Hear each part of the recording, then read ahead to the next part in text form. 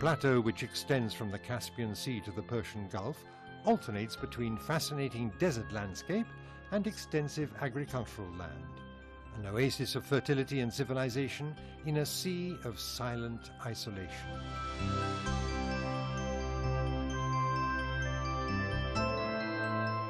Iranian agriculture takes advantage of constantly updated mechanization, even though it is not unusual to meet groups of farmers who still use ancient and very efficient techniques anchored to thousands of years of experience and largely due to man's patient and skillful handwork.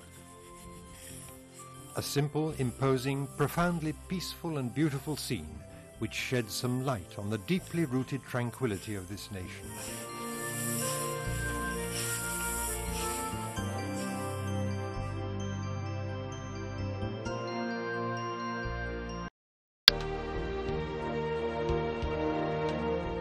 Most Iranians live in large modern cities, especially in the capital, Tehran, an immense megalopolis with a population of more than 12 million. The Monument to Liberty, with its elegant and imposing structure, symbolizes the city's desire to project itself forward into the future.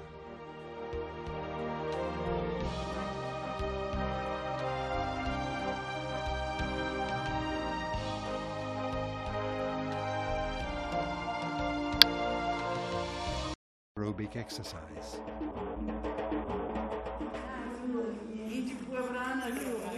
You must not leave Yazd without visiting a very important community which can help in understanding the complex social life of this nation, the Zoroastrian community.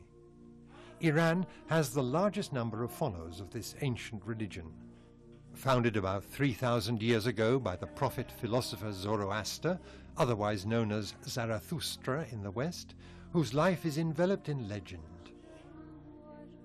Born in what is currently eastern Iran, between 1000 and 500 BC, he left his native home at the age of 20 to dedicate himself to religious contemplation, living in mountains and the desert, until he reached a state of revelation around the age of 30 or 40. The Zoroastrian symbol is the winged figure of the prophet called Ahura Mazda, which was also the symbol of Persian imperial power for centuries.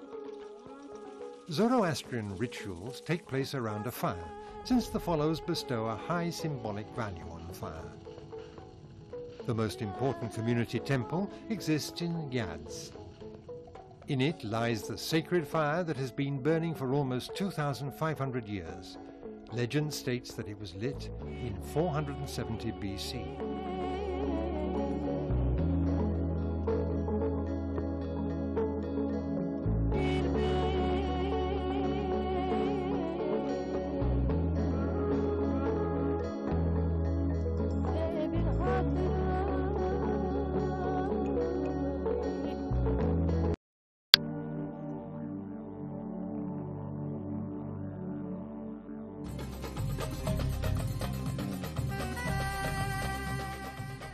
Called the Sweet City by Iranians, Shiraz is definitely one of the most welcoming and pleasant cities in the country.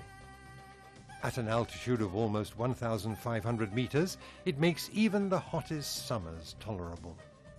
It boasts splendid vineyards, and its people are renowned for their humor, intelligence, and vivacity. In the medieval Islamic world, Shiraz was one of the most important cities in Persia, and during the second half of the 18th century was actually the capital of the country. It is a very hospitable city, both for its climate and for the surroundings. He died in Shiraz in 835 AD. Towards the mid-14th century, a mausoleum was erected over his tomb, and since then the crypt has become an important sanctuary for the Shiites, with an endless stream of pilgrims.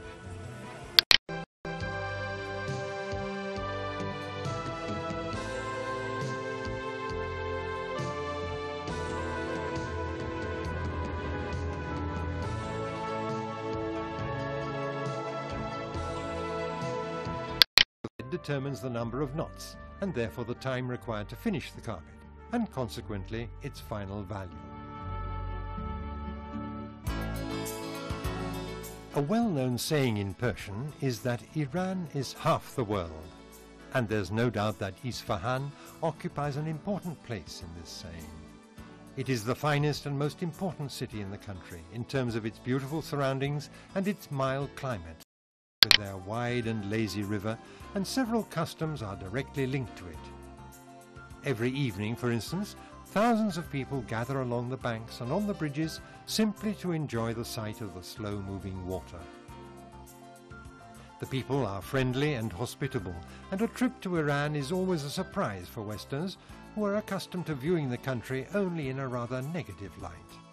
On the contrary, Iran is one of the few countries in the world whose history and culture are comparable to those of the great Mediterranean civilizations.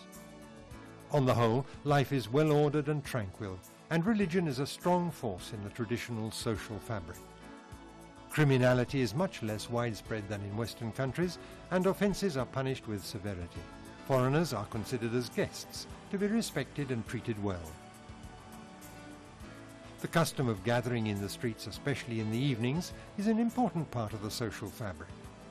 This is an occasion when it is possible to meet people, to talk to them, and to share a few moments of relaxation, always within the bounds of ancient tradition.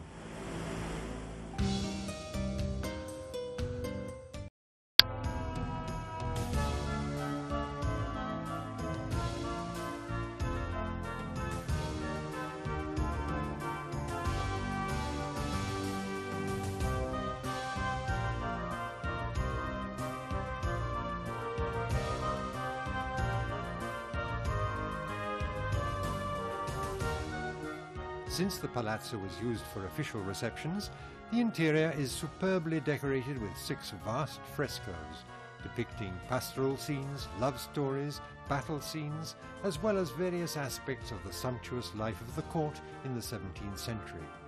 Feasting and dancing, together with other occasions which are often licentious by the standards of Islamic culture. Today, the frescoes have been completely restored and are a fine example of the 17th century painting style in Iran, and provide a fascinating insight into the traditions and customs of a great civilization.